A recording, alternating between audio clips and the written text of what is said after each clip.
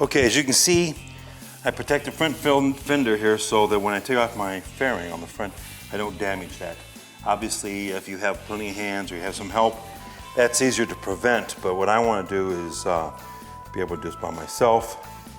So I put this on here to make sure that I didn't have any damage to the front fender or to my fairing.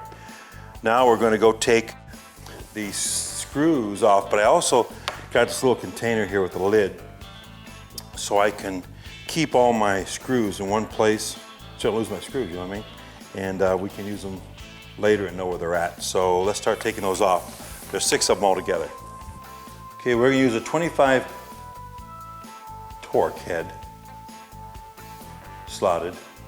That's what's required to remove these 6 screws holding the front of the fairing to the inner fairing. You have to put this on low setting if you want to use a power tool. You don't want it just nice and easy. And I take the middle out first.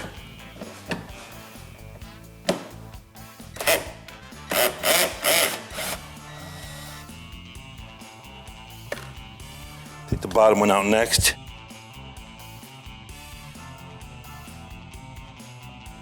Now I go repeat the same thing on the other side.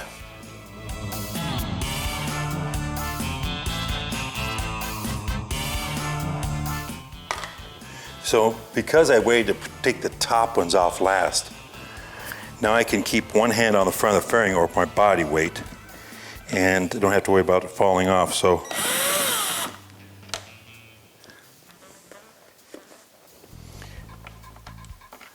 now all the screws are out. I have all 6 in one place so I know where they're at and what I use them for.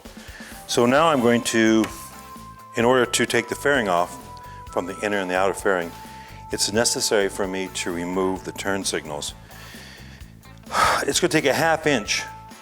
I use a ratchet head and I break them all loose first so they don't torque anything and I keep the pressure off the inner fairing. So I've got this set up.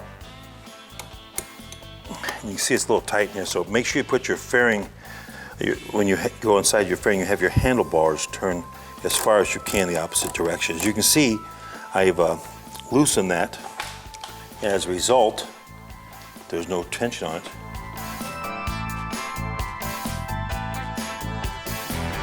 One thing you have to be careful about when you take these off is you don't drop them and chase them down. So make sure you put your hand out there. Now there's a washer in here, so you don't want to lose it, so you get your hand in there.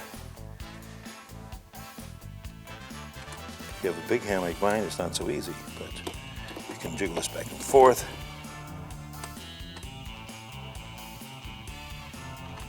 There you go. Now you take this side off like that. 2 washers. So you have 2 nuts, 2 washers, you take them off. I keep them in a magnetic tray so everything stays where it's supposed to stay. You have to be careful when you pull this out, that so you see this comes off in 2 parts.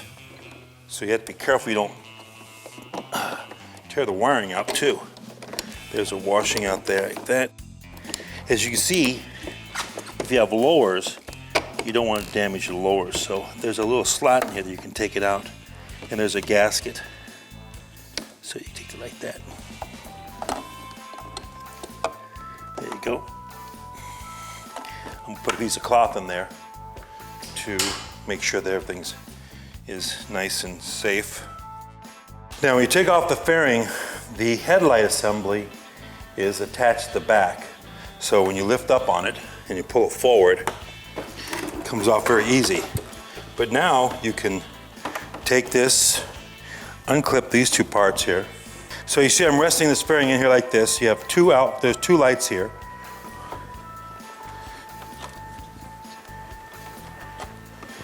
Now that the fairing can come away from the system completely free.